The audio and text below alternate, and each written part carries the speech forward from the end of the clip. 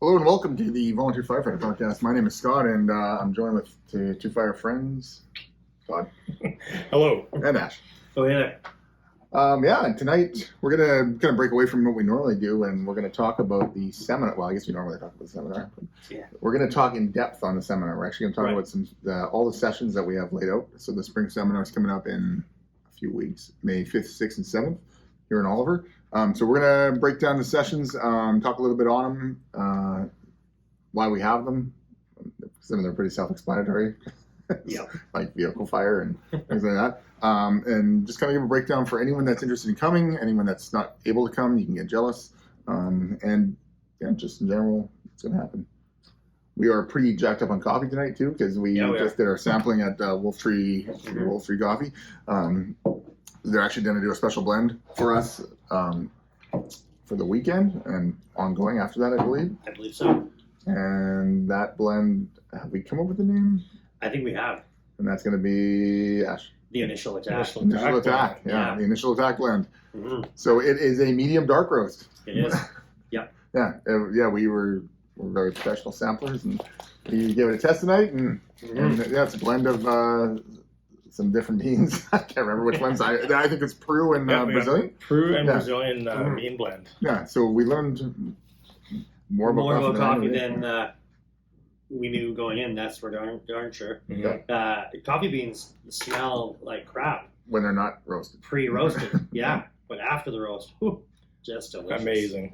Yeah. Mm-hmm. So we're pretty jacked right now. Yeah, so awesome opportunity getting in there and having a quick chat with the fine folks from Wolf Tree there. Yeah. So watch for that. We are drinking it tonight. This is the first batch of our blend. So we are drinking that tonight. And it will be available for sale at the seminar and from that point forward. Right. So what we're going to do, like I said, we're going to break down the sessions. There's 26 sessions we have going on Spring Seminars. We're going to some we're going to touch on, some we're going to touch on a little longer, just because we don't want to be here for hours. So no particular order from the list I have. The first one is live fire. We have like 5 live fire events. Yeah. Altogether. On this list, I call it wall sealing. 6. Now, sorry, 6. Mm-hmm. No. So I call it wall sealing on this one. It's basically an initial attack, and we've been really hammering on people lately about that. Coming down the hallway, after you made your entry, and cooling that thermal layer down, cooling the whole, basically that layer down so you can start pushing forward. Because there's been lots of research and studies and just fire incidents where they've been training so long about just hitting the fire that, firefighters have been pushing down the hallway, not seeing what's going on above them, and allowing for that fire to catch behind them or the flashover to happen. They don't kill the flashover. So we're really pushing on that attack of that sealing wall. Nice, good, long attack, water application, kind of that horseshoe pattern, right? Coating the whole area. Cooling all those superheated gases and that unburnt fuel. Yeah, absolutely. And kind of pushing it back on the hallway. So the concept is we're gonna have that as a burn building, a little mini burn building. And it's basically we're going to push in from the door, drive down the hallway, wall sealing wall all the way down, cut a little bit of a corner, and attack the fire. And the way we have this C-can fire that we have set up is that you're not going to hopefully be able to put the fire out just because of the way we have it designed. And it'll just be a knockdown, push it back, and depending on if there's a patient inside or not, grab them, making a really quick grab and get out of there. Yeah. So that's the first one. Anything to add on that one? No, I think that's pretty straightforward. Right. New session for us. We haven't done that style attack. No. Have we before? No, it's definitely new. Kind of bounce around. I want to talk all about live fire first, so let's bounce around. Let's go down to water rescue. So water rescue is actually going to be taught by our local STAR people, and it's actually Swift Water Rescue. Yeah. And we understand some organizations that come to the seminar don't necessarily have rivers that run through their area. But I always find water, like Swift Water and any water rescue, it's kind of like pretty much everybody has water in their area. Yeah. I think especially in our neck of the woods, like there's always going to be a lake. There's always going to be something. Now you might not actually train it much because maybe you don't have a major body of water, but it's important information, and swiftwater is definitely on the higher risk area. Yeah. So if you can do swiftwater, it's what is that if you can dodge a wrench, you can dodge a ball. So if you can rescue someone in swiftwater, you can rescue them on flat water. That's what I'm getting. Where are we going? Yeah, I'm on board. Yeah. Yeah. Well, and you know what, like you're talking about, like the swiftwater stuff, just because somebody doesn't have swiftwater in the area, there's still a ton of really good skills and knowledge base to build from. Sure. Because there's a lot of carryovers from that to static water rescue and boat rescue and things like that. Yeah. We're talking about ropes and pulling people out of water and then patient management, right? Yeah, sure. So. Yeah, so like everybody's saying, there's a lot of carryover skills. So, and that's what we try to do with all of our sessions is, I mean, with the live fire, that's going to be live fire, but with, the rest of the sessions, everybody always says like, oh, maybe I don't have this, maybe I don't have that. But when we build these sessions, we try to have these carryover skill sets that even if you don't do that particular thing, there's so many other little small little things that you can pull out of the session and bring that back. So that's right. Which I think that leads us to the next one we're going to talk about, which is high acuity patient management. Yep. And again, we had talked about this. It's because not every department does first responder, but like I said to the chief today, I said, but there's people in everybody's area, and people get sick, and they're always. I think even if you're not first responder, like we weren't first responder for a long time, but we still dealt with patients that were very sick, responding. First. Responding first, or being there, and paramedics are like, "Hey, can you do this for us? Can you do that?" And there was a handful of us that could do it, and there was another handful that would try to do it. Yeah, for the most part, they'd muddle through it, but now everybody's got the training. So, Todd, you can talk about this one since. Yeah, and again, it's just skills to grow from. Like even if you're not a first responder agency, you still may get called upon for an ambulance assist, like go through lift assist, whatever, motor vehicle accidents.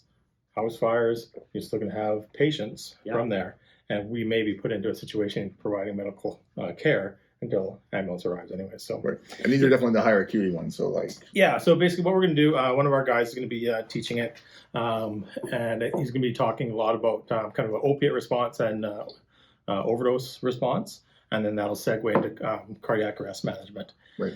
And probably encompass a few other skills and things like that as well. But there's a lot of specific skills that can be really fine-tuned for high acuity CPR and just best general practice. There's a lot of sloppy CPR and airway management and ventilation management for patients, right? So this is just going to really hone in a lot of those skills and best practices with a little bit of knowledge, background, and then of course the hands-on skills. So looking forward to that. He's going to do a really good job. Thanks. Yeah. Next up, let's talk about ropes. I just literally wrote ropes on here. One of the instructors, Matt, he's like a rope guru. And I said, "What is your session like? What session? What can I describe a session?" I said, he just said ropes. So perfect. That sounds cool. And the thing about Matt and Adam, who are both instructors, they're like crazy good with stuff, and it's not going to be like, here's how you do this particular thing. They like to push people. They like to kind of on the fly, like, what problems have you guys seen in your departments? And then they're going to come up with some solutions. Right. So it's really just there's no set like this is how it's going to be. They're just going to come up with some different options and angles on different rope systems and how to best employ things that maybe you haven't thought about. But yeah, ropes are good. I hate ropes. I meant go ahead and pick another one. But Todd hates ropes. Well, let's talk a little bit about MCI.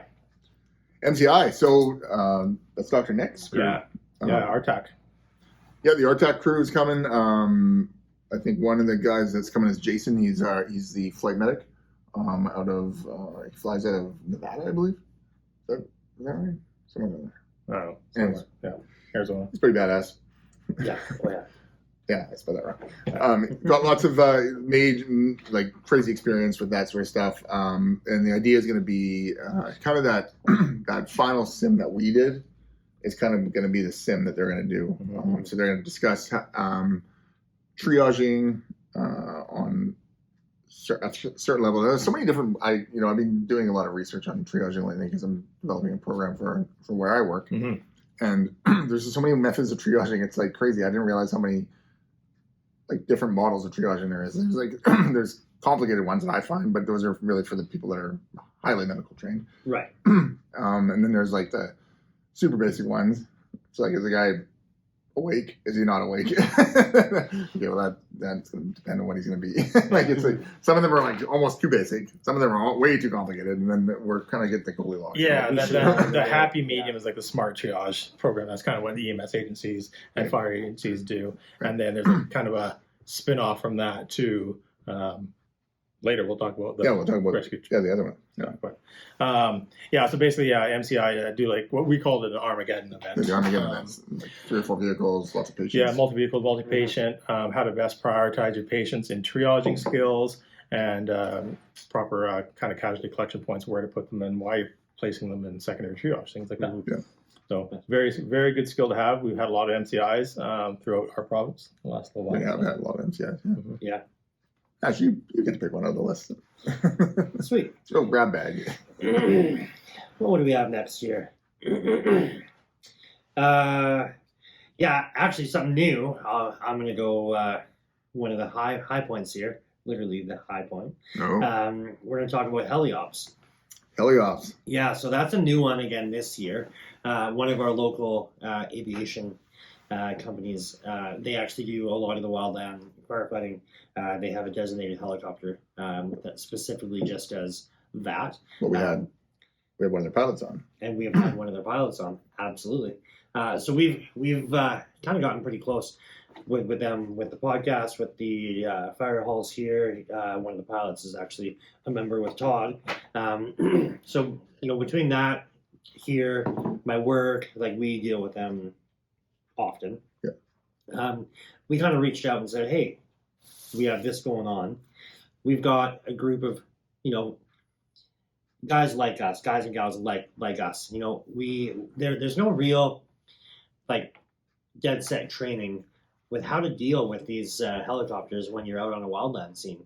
So we spoke with them, we spoke with BC Wildfire, and we kind of came up with a bit of a course, like 1 hour snippet of how we can deal with them, how we can ask them, hey, we need some support over here because we're a dumb firefighter that's down on the ground, and saying, hey, can you hit that tree? It's the one that's on fire. Like we've joked around about that before. Well, it actually was said on the radio once. Yeah.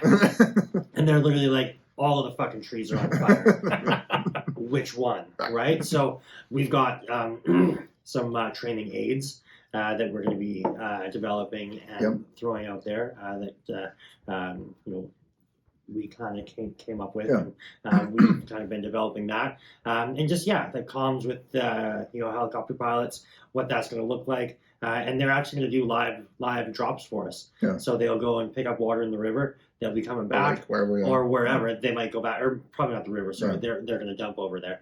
They'll probably go over to the lake, grab a bucket, come back, and do a live drop off of a point that we will be instructing them where. So something new. Again, like Scott, you reached out to BC Forestry, and I think they're like, this sounds great, but we don't really have anything. You guys just kind of like muddle through it, and we laugh at you because you're stupid. I mean, and we've done it numerous times, and I think even last year, Todd, you were listening to radio comms and they were like, and you could hear one engine trying to describe where they want it, and the guys kind of give descriptions, and the chopper was like, well, I don't know, where you want it exactly? Yeah. Like, I know when I did it on when Mike was the pilot, I based it on where our engine was parked. Yeah. And I said, like, give me a drop 50 meters off my tailboard of my engine. That worked great. Yeah. But we don't always have the engine nearby. That's right. In this case, we were getting kind of surrounded a little bit, and we were holding a structure. Yeah. But if you're a little deeper in the bush or something, and maybe you're dismounted and you're now you don't really have a good reference point. That's right. So Yeah, I think like this will be interesting. for us in that environment, we had. I mean, it wasn't casual, but like we knew the pilot. We had really good rapport with him, and we were able to make it work. Like you guys were chatting, it was like he knew what you wanted. Yeah. And that was working great. But I mean, that was just like you were just winging it. Yeah, well, and it was interesting because I was always told the Hilco, which is a command, they'll run the drops. Yeah. But in this case, our fire was so dynamic and big. Hilco literally said, "That helicopter is now tasked with helping you guys. We're gonna go do some other stuff." Yeah. And then we just talked. So I think that communication level is important, and understanding are we going if we don't know the pilot, are we going by the color of the helicopter? Are we going by their insignia on their tail? Yeah. And how do you call it? What, north to us is east to them. What are we basing it on? Yeah. So yeah, it should be interesting, and having a helicopter flying around all day will be entertaining. Yeah. Being next level. Yeah. Next one we're going to talk about is, let's go back to the live fire for a minute. Let's talk about the natural gas. So Fortis is coming again. It's actually LNG. An LNG truck is coming down. Yeah. What was 50,000 liters of LNG? Is that right? Yeah, it's huge. Yeah. Yes, it's like a semi truck full of LNG. And it's kind of they're going to basically run the LNG, show how LNG is super safe, which it is. They're going to have an actual fire. Mainly put out with extinguishers, from my understanding. Yeah, so it sounds like they want to have a hose line there for protection purposes in case things get away, which they say that is so far out of reality that they will ever require that, but just as a very far chance they'll have a hose line there. Everything else is going to be done with extinguishers, which is a bit of a step away from the way that we've been doing the Fortis demos in years past. We've all been hose lines and fog and chasing where this year it's going to be a lot more precise attack, which is really, really cool. I'm excited to see what that looks like. They did that one year. They did do fire extinguisher with us specifically. Remember in the vault. In the vault. Yeah. So this is actually not a vault now. It's going to be basically a wall prop. Oh, guys. So, okay. No vault. Yeah. Nope. Yep. Two. No. Vault out. It's just can't run both at the same time. He has to run one or the other. So we decided on the bulkhead. It's a bulkhead. Right. Yeah. Yeah. Cool. Jokes. Yeah. So Fortis has been great. That's why I'm getting. Yeah. I think I drank too much coffee. Fortis is a huge sponsor, like we mentioned before. Fortis has always been super proactive with fire departments for fire training, and then having this venue is fantastic, and having them there is a massive part. So props to them. Yeah, big props to Fortis. They've really come on board for us. So, they're not trying to sell their product. There's no sales force here. This is they're literally coming just to help us train. Public safety. Yeah, which is awesome. Yeah. Down to kind of a unique one, which is the large animal rescue. So, in our area, we have a group called Alert, which I can't remember what that stands for. Ash can look it up. Essentially, what they are is they're like first responders for animal care. So when we go to a fire or actually an MBI that we used that a few months ago, and there's animals involved, we just call them, and for the MBI they were out instantly. It was fast. Yeah. They're almost as fast as we were. Yeah, so they're based out of Penticton. Yeah. It's the Animal Lifeline Emergency Response Team, and they are a society. They basically run off of grant money and donations. They're based out of Penn. I think they have members scattered throughout the Okanagan.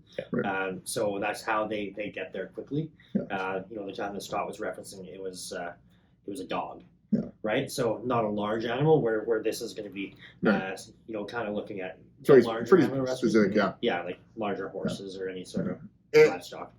And if you don't have Alert in your area, it doesn't mean that you don't need to know this, because I think in pretty much every area there's going to be some sort of animal rescue organization usually, or if not, then this is just good information to know. So what the idea they're going to have is a corral. They're going to make like a corral. Well, they're going to bring in the corral fencing, and they actually have a horse prop, from what I understand. And they're going to show how to where to stand, how to slide it, because it is pretty dangerous. Get in there. getting kicked and We've had an MVA actually south of town with a horse trailer, and the doors were all squished in. And we had to use the tools to extricate the horse.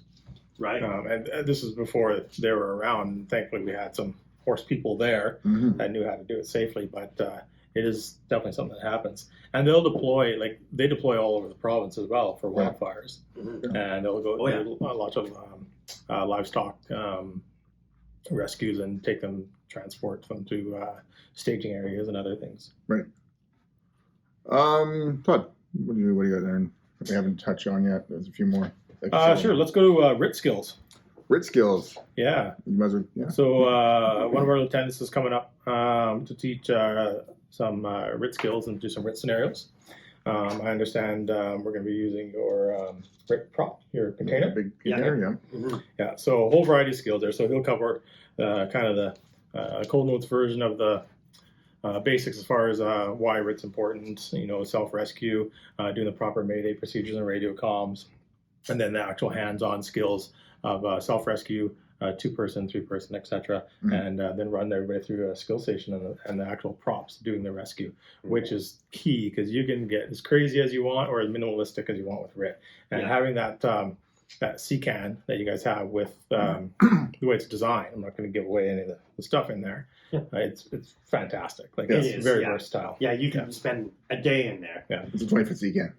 In a 20-foot CCAN. Yeah, but we have abilities to move certain things, so you can basically keep going around in circles. Yeah. And there's actually some openings on that CCAN that I think what we'll do is we'll add some props over there. Might have to chainsaw. Cool. Perfect. I like that. Yeah. So that's gonna be a great one. RIT skills. Next one. Well, I'll be remiss if I don't mention this. Rob. Yes. Riz is Rob's baby. Fire challenge. We're not going to mention what the other name is because lawsuits and stuff. But fire challenge is basically the physical skills testing we would do on a either on a practice night or on a when we do hires applications. So it is a really good chance for people to test their skills against one another. There's going to be well over 300 firefighters there. We have age categories. I believe there's 8 different categories. There's captains, there's ages, there's genders, there's all these different ones. The prizes are going to be, I believe, snagger tools. Yep. So Modus is stepped up. Modus is sponsored by Modus. So they're going to do some snagger tools with some possible laser engraving on it. So that's going to be pretty cool. Rob's going to be running his legs off because it's a cool thing about Rob. He will run with somebody will be running with every participant, and it's literally going to start at 8:30 in the morning and run until probably 3:30 in the afternoon. And he's just going to go. So it's really a lot of fun. Every year I say I'm going to do it, and I manage to avoid it somehow. Day of is crazy. I'm always like, oh yeah, I'll do it, and then we get busy and I'm doing other things, and I'm like, nope. So, and it's funny, like Rob's a really good instructor. So even our chief is like, hey, get Rob to do something else.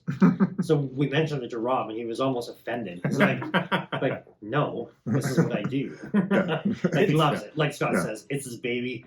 He's really passionate about course setup, and but he wants you to do well as well, right? I've seen people not want you to fail, but they're like, oh yeah, I don't know. It's not a failure thing. Where Rob is, he's there. He's very, very encouraging, and he pushes you to, definitely pushes you to succeed on them. Yeah, for sure. Yeah. Right. Next one, Ash. What do you got? Let's roll back over to vehicle fire. Copy that. So we're gonna have a vehicle fire. We played around with a couple ideas of trying to get some gas props going and blah, blah, blah. But with Fortis coming in with LNG, that posed a bit of a problem. So we swapped back over to actual live fire right on a vehicle. Because nothing really, those gas props are great, but really it doesn't simulate the real deal. Solid, good vehicle fire. Yeah. So big shout out to Oliver Wrecking and Salvage. They have donated us approximately 30 vehicles for the weekend. We're not burning all 30. We're not going to burn all 30. Yeah, like there's It's a big other donation. uses, but it's a massive donation of vehicle props that we can burn, cut, squish, do whatever. Yeah. So we basically prepped all of these vehicles, got them ready for burn. So all the fluids are out. It's as safe and environmentally friendly as they could be prior to lighting them on fire. Yeah. So yeah, just going through the proper approach to tech, making sure that you got your protection line, your attack line, working as a team. Yeah. So pretty straightforward, but like it's a bread and butter attack. Yeah. That you can translate that over to dumpsters and things, right? Because it's basically the same skill set, vehicle fire and dumpsters. You know, and I haven't talked to the instructors yet on the final, like after they're done, the kind of initial attacks. What we've now started doing, where we get the chop saw out or the grinder out and we take off the hood, because inevitably, like since we started doing that, it's like so much faster. It's so much better. Where whereas you're down, you're trying to fiddle with the latch and it's burned off, and then you're trying to do some weirdo like twisting the Halligan into the wire, and you might get it, and then guys are banging on the hood and they do weird like. We just take people overthink it. Yeah, we just take the chop saw cut off the hood. We either cut like right across the hood, or we do which I like the best. Yeah. I like that, but I've been watching the guys do it lately because a couple of the guys really like cutting the hinges. Inside, and I like cutting the hinges because because when they cut the hinges, then they spin it, and then no one walks in front of the possible bumper when the bumper's below, right? Right. It kind of protects them a little bit. I kind of like that, but I also like the other way. I like just the simple like right across the front of the hood and clear it. So. Yeah, I'm going to talk to the instructors about that. That's something that we can add. They can add multiple options, right? Yeah, and add at the end, like when they're done. Yeah. So that's vehicle fire. So yeah, like you said, bread and butter fire. I was going to mention Todd. Stop the bleed. Stop the bleed. Yeah. So I'm going to be teaching massive hemorrhage control. So the stop the bleed version. So we're going to be talking about why it's so important and kind of what to look for. And then obviously all the fun stuff, the tourniquet applications, the wound packing and direct pressure, and then just some high fidelity sims with some skill sets, and it's gonna be lots of blood, and it's gonna be messy. It's gonna be a lot of fun. Yeah. And again, that's another one of those courses and skill sets that people are like, well, I don't do medical. Well, what happens on the fire ground? Do you got blood in your body? Yeah. So we don't have the bloods. We want to keep it there. If it starts to escape for whatever reason, because we're not walking in a cloud, there's no broken vehicles, there's structure collapse, there's many reasons in our field that is not us going to a patient. This could literally be us with us. Yeah, and the big selling point with this as well is this crosses over to everyday life, right? It doesn't have to be work related or fire related. And it can be something that we can present to them that they may not have thought of. And if they want to look into becoming instructors or bring it into their own community and their schools, it's huge. So we'll talk about those aspects of it as well. Yeah, it's changed the way that I go out in the backcountry, the way that I do anything really. Yeah. Right. I don't just rely on Todd bringing his 45-pound jump kit with him, which you always forget. But you always forget. Anyways. Oh yeah, I got my medical gear at the camp. You got a Band-Aid and elastic band. Exactly. We'll make it work. Okay, next up, let's talk about fire dynamics. So fire dynamics, we're actually building, which is actually this is the only real big thing we're building out of wood and a bunch of other items. It's because we have a lot of other stuff already built. It's a water mapping prop. And the Justice Institute is actually one of its instructors coming down for this, and he's going to teach a water mapping fire dynamics course. So discussing, flow paths and thermal layers and all that sort of stuff, but also discussing different nozzle patterns, like smooth bore versus combination nozzles, different pressures, and we're going to build a water mapping room, which is basically just a square room. It's got kind of a window and kind of plexi around the outside, so students and everyone can watch what the water is doing inside, what the flow is doing when it hits the ceiling, which ones are the best, how much deluge you're getting from different patterns of water, and yeah, it should be interesting. And everybody's going to get kind of a chance to run those nozzles and to see what's what. I always find those ones good because when you get fire, when you're doing live fire, it's fun, but you're also like, because it's fire, you're like, oh, fire. And then there's smoke and you can't really see what's going on. So you can, it's working, but you don't really know why. So this is really showing you like the why. And in an environment where you don't need SCBA, where you can see everything, because if our prop works out well, we haven't built it yet, we're building it. Yeah. If it works out well, you should actually really be able to see all that. If you're not the guy on the nozzle, if you're watching, you can still visually see the effects of that hose stream. Yeah, so it should be really cool. Yeah. Todd? Bomb Squad. Bomb Squad. Yeah, RCMP. So I guess for quite a few years now, they've been coming, doing that. So yeah, the RCMP Bomb Squad always comes, and they're good supporters for it. And I remember the first year they were asking, "Oh, can we, maybe we have this little plan, and we're going to talk about little things." And they saw the the grand opening, things blowing up and fireballs, and that changed their mind that they actually wanted to blow some cool stuff up. Yeah, because I thought a seminar, like just the name seminar, that's kind of one reason why we kind of getting into FirePalooza. Because seminar really denotes like it's going to be kind of stuffy and a lot of classroom sessions, and whereas we're not that. Yeah, how many do we have on there? Classroom sessions? No. A 0. Yeah. I'm in a classroom, but it's we'll explain that later. Yeah, filled with fire and blood. So sorry. But the Bomb Squad, they're going to do some interesting things. They usually bring out their little robot, and typically they will blow something up. The one year they did it's funny because in the movies I'm like, oh. So I go to the guy who he actually grew up in our area, and now he's, I don't know if he's high up in the Bomb Squad, but anyways, he's on it. And I said, can you he goes, what do you want me to do? I said, can you blow something up at lunch? He's like, what do you want me to blow up? I said, can you do a car? He's like, no. He goes, if I blow up a car, it will kill everybody in the area. Because this isn't movies. I was like, oh. So he goes, yeah, we need a half a mile area zone around the area, and we only have 200 feet. So what he ended up doing, he actually did I think it's called a disruptor charge, and it's the charge they use to deactivate pipe bombs and stuff. Right. So and it was I think it's a thumb size bit of C4. Because I'm thinking, can you do a brick of C4? I said, no. So sprayed with the diamonds. Yeah.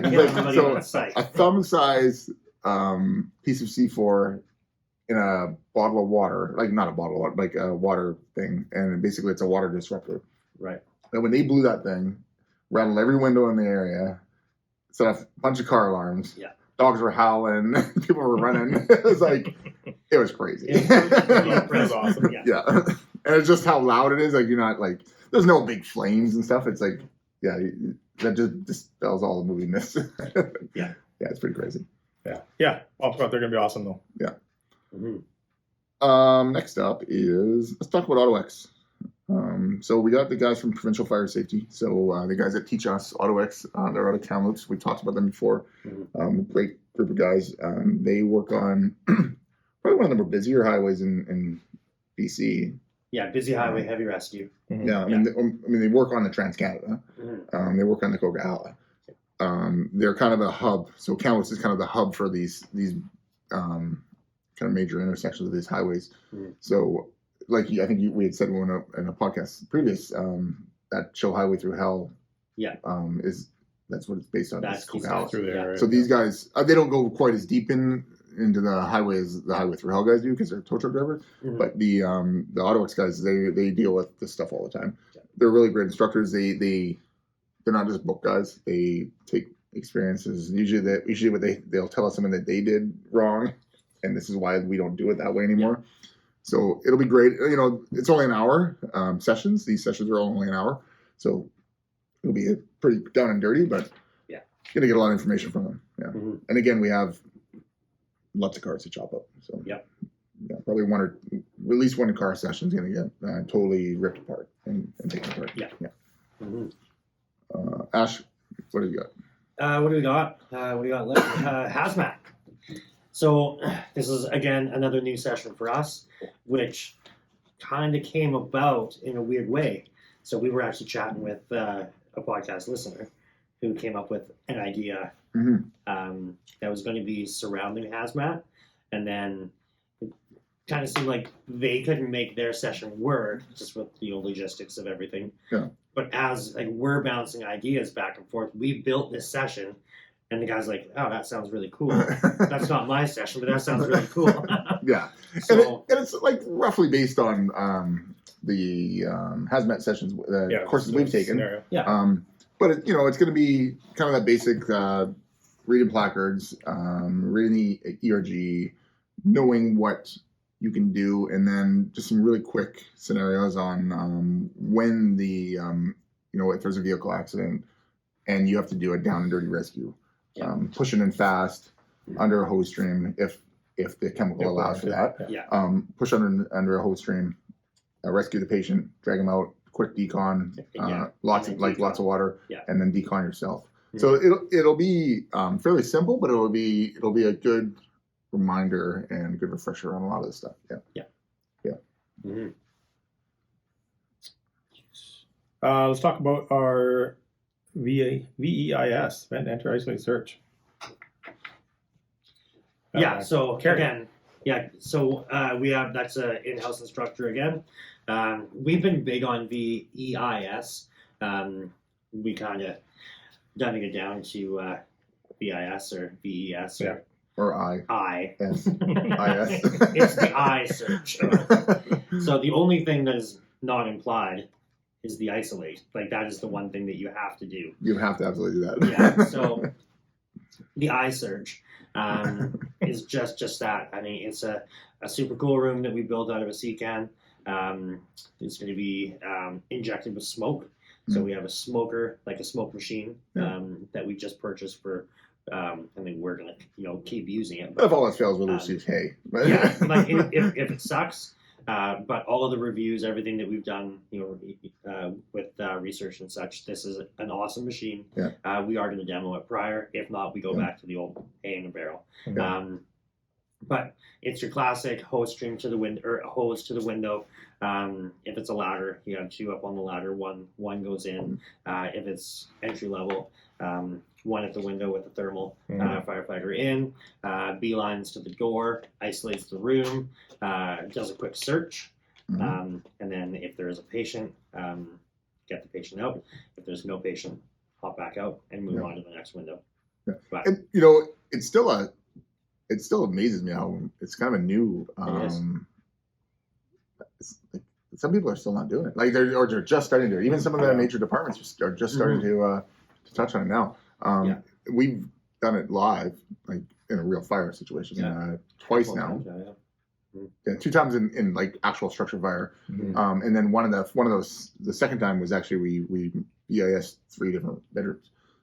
Didn't find the patient. It turned out there was nobody inside, but we thought there was. There was a report of somebody in. Yeah, daytime call, vehicle in the driveway, person wasn't answering the phone.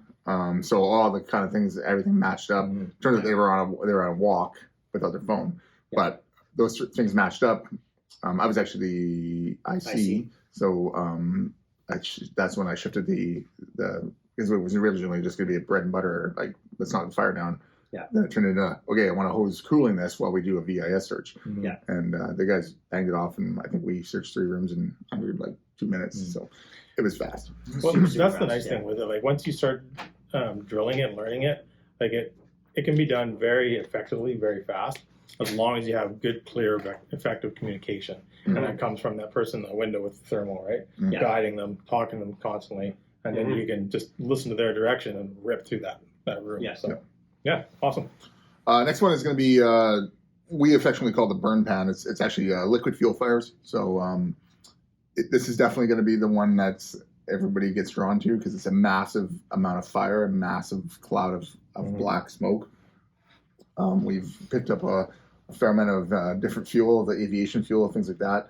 And essentially we mix it with some water, it floats on top. We light it up. And we used to call it the foam pit because that's really how we fight it, right? We fight it with foam, but it really draws the eyes and draws the ire of the town sometimes because it is a pretty black cloud of smoke. it's all important work because it's an important training that we do. Oh yeah. And yeah, it's just basically we're putting foam on the fire and seeing how effective it is. Yeah. And it amazes because we hadn't trained it that much because we always did it at seminar and we kind of got the concept of it. But it amazes me when we actually did it like in our own department how like once that foam starts moving across that How liquid, effective. how effective it is. Yeah. Yeah. So that's going to be another good one. Mm-hmm. I guess on the heels of that, as I said, it's quite a black cloud of smoke. We have the Ministry of Environment. So they're on site actually, amazingly enough, and you know they get the fact that sometimes when we do training, it's not going to be as pretty as the most green. yeah, because the nature of the training we do. So they love coming to the seminar. One thing they teach is how to deal with spills in waterways, and so they're going to be doing that. They're going to show some berming, getting actually into the water, dealing with things. So it sounds like I remember when they've been coming for about 5 years now, 5 or 6. Yeah, about that. It was going to be a classroom session, and I said, "Well, we can give you a creek." Oh, that's much better. So people you're like, Ministry of Environment. No, you actually get down in the creek. They're going to teach you some interesting skills, some different methods of berming and stopping those spills from getting into the water supply. Yeah. So yeah. That's definitely one of those sessions that you might not ever have them come out to your department, but these are like quick skills again that something that you might not be thinking of, but you can take those quick skills back and then build that into something that you can then teach back to your own firefighters as well. Yeah. Mm-hmm. Yeah, and that's really what the seminar and FirePalooza is all about is these this toolbox building. Yeah. We're not giving you a certificate. You're getting just a whole lot of tools that you now take back in training or take back to your crew and just do some of them. Or maybe go, I didn't really like that. Let's not do that. I didn't like VIS. I don't think it's something we should do. Okay, cool. Yeah. But now you've seen it. Now you've had it explained to you. You can make a kind of an educated. Yeah, you can actually have a hands-on opinion. Yeah. Right. And I get that's going to lead into the next one. That's the one I'm actually teaching. It's kind of a contentious one. So I'm actually teaching active shooter. Now, active shooter, when I first mention it to some people, they roll their eyes like, oh, here we go. Like, what do we need to do that for? Well, unfortunately, the way we are in society right now, I was actually, it's a pretty big American problem, but in Canada we've had a fair number. But alone on this day, there's been 15 mass shootings in America this year. So, and I always look at like, okay, so how many how many industrial fires have there been where people have died in that same amount of time? Probably not. Maybe one, maybe a couple, but there hasn't been as many lives lost in that amount of time period.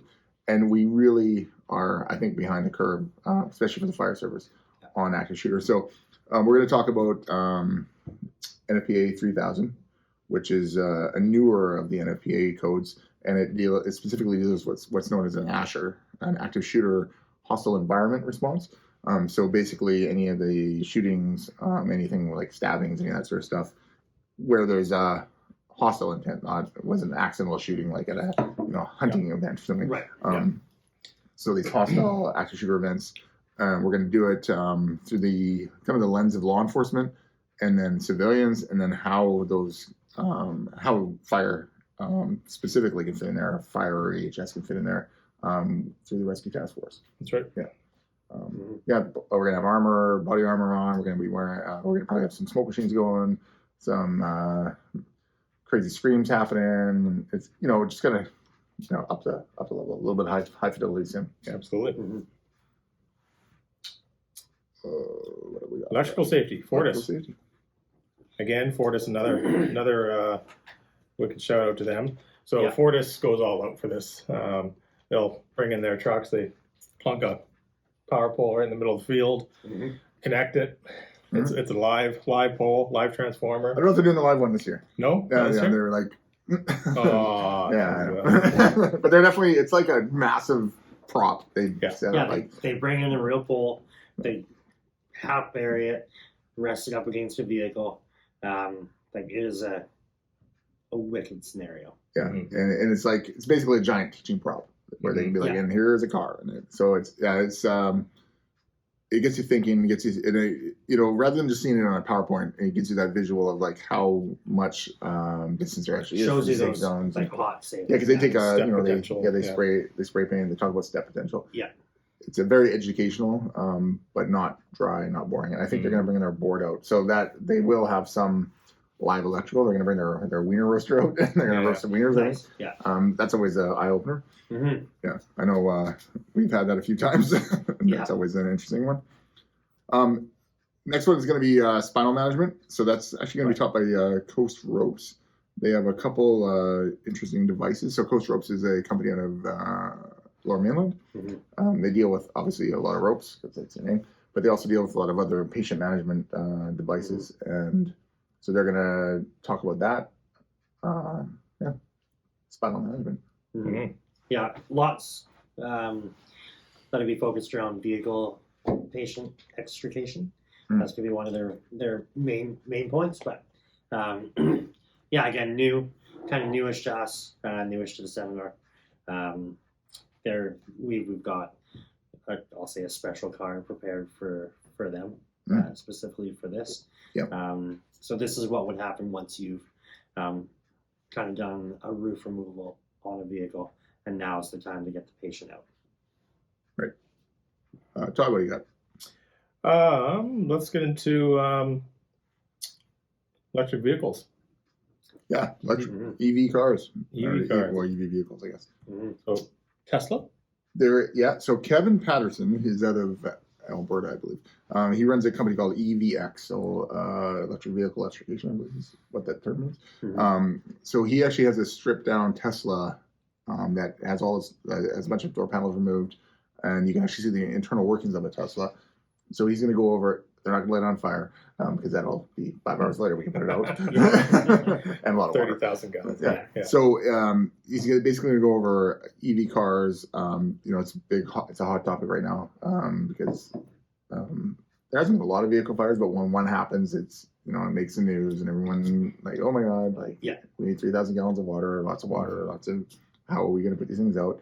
So he's going to go over that, talk about some safety, obviously some safety during extrication as well, not just fires. Mm-hmm. That should be an interesting. We have not seen that demo yet, but heard a lot about it. Yeah. What else we got left? Coming down to the end. Yeah, we go with orientated search. Orientated search. Yeah. Mm-hmm. So an orientated search is essentially VIS Backwards. on the inside. Yeah. So you're pushing down the hallway of a structure, and like a long hallway with bedrooms, maybe even a hotel, small apartment building. Office building. Yeah, you're coming down the hallway. The nozzle operator basically holds the line while they start doing searches inside. So, like it is basically VIS inside. So we call it an orientated search because you're always orientated back to that hose line, back to that center point in the hallway where they're holding the position. So that's going to be taught. We've developed another CCAN that we can drop down, and we've made it in such a way that you can go around the hallway. It's a 20-foot CCAN, probably turns into about a 50, 60-foot pull of a hose. Mm-hmm. Lots of movement. There's going to be some water flowing. So it's going to kind of go back to that wall attack. Lots of water flowing, pushing down into a bedroom, to a couple bedrooms or a bedroom and bathroom, I think. Yeah. Quick searches, and just how to get that search down fast. Mm-hmm. Yeah. What we got left? We got force entry. Force entry. Yeah, force entry. That is a in-house instructor again. So we have our force entry door that we designed. One of our members put together for us. We are duplicating that times 2 more. One more. So we're going to have 2 more. We're going to have 2 doors. We're going to have two there. Just again, like going through how to force entry a door. Yeah. Kind of walking through all the steps. We have everything on our current door spray painted right on the door. Like if you're training this, like you want to be able to walk through the steps. So it's going to be everything leading up to the door, checking for heat. Obviously, the quick try before you pry. Yep. Shock, set, gap, go. Yep. So walking through that with the irons. Yeah, so again, we're gonna have a couple of props down there. We can keep running firefighters through that. Pretty self-explanatory, but a really awesome session. Yeah, it's really just bread and butter. It's gonna be that kind of that residential structure. Yeah. The guys aren't gonna go too crazy into like it's got like 20 padlocks and it's got this on it and it's got a deadbolt and it's got a drop bar and they got like you'll run into that. That's usually gonna be a commercial building. Yeah. For the most part. Mm-hmm.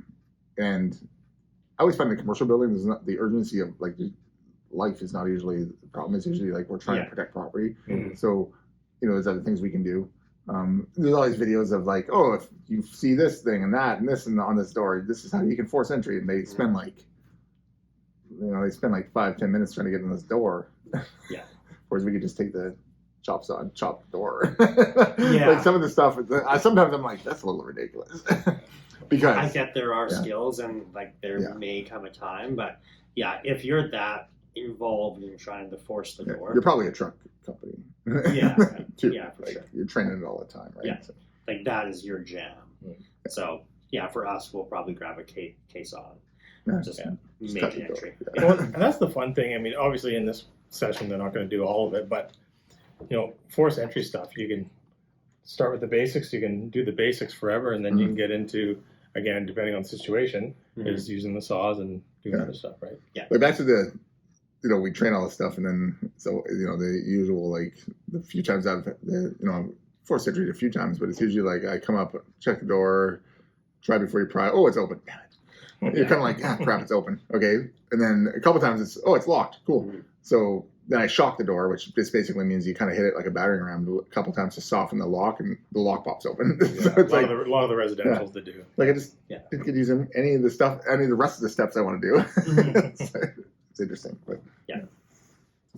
And then the last, I think we have the last live fire, which is positive pressure attack and hydraulic ventilation. So again, more C-cans. Everything we have for live fire is C-cans. One reason why we do that is we don't want to, we have a burn building obviously in our training facility, and we're gonna have a bigger one soon. We could take people there and show them how awesome our burn building is. Yeah. And when we get the new one, it's gonna be more awesome. They're like paving and all this kind of stuff. Yeah.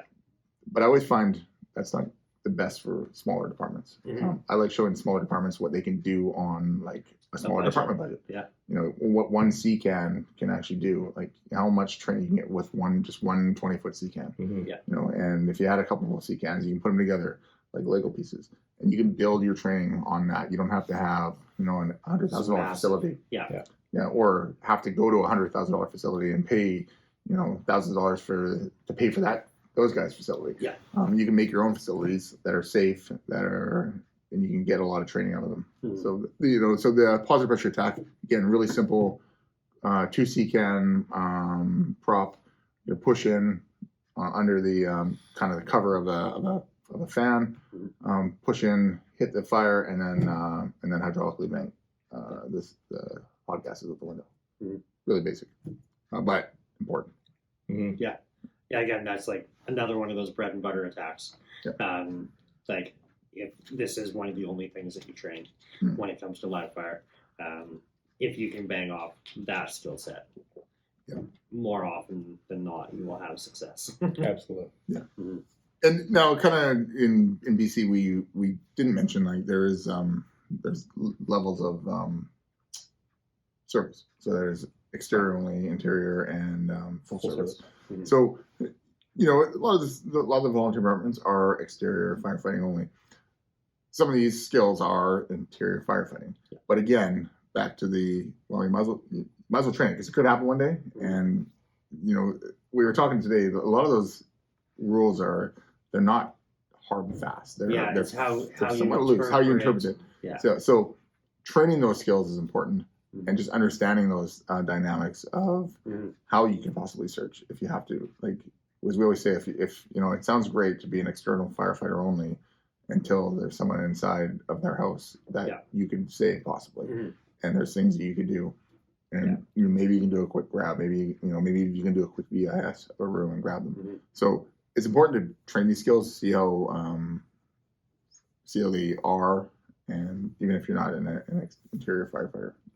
Yeah, again, like the last thing that you want to do is be put in a position where you could potentially have a quick grab or a quick search, and then you're like, we haven't ever trained this. We've only trained exterior water out, but we're going in today. Yeah. So today's the day, right? Yeah. And you have zero background, zero skill set. So train for the what ifs, but operate like you always would. So even like these little 1 hour sessions aren't enough to say, oh, well, now I'm ready. No, but now you have an idea that you can take back and go and build that into some of your training regimen, right? Yeah, because one thing I hate is always and never, like, even back to the active shooter, well, we're in a really small town, this will never happen. A lot of active shooters happen in a small town. Sure.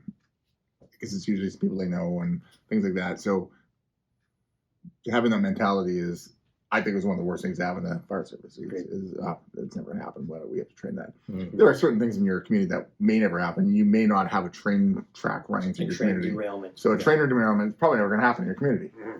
An airplane crash might. Sure. Because airplanes are flying around all the time. They might not have a landing strip, but an airplane could crash. A helicopter could go down, like we've had. We do have it. Yeah, we've had, so we're not like doom and gloom, like, oh, this could happen, like Chicken Little, this thing's gonna land on your head. And like, no, it's just understanding that there is rhymes and reasons for these things. Yeah, that's what we're doing this training. Little sampler platter, I guess. Yeah, exactly. It's a charcuterie. Yeah, the charcuterie of emergency skills.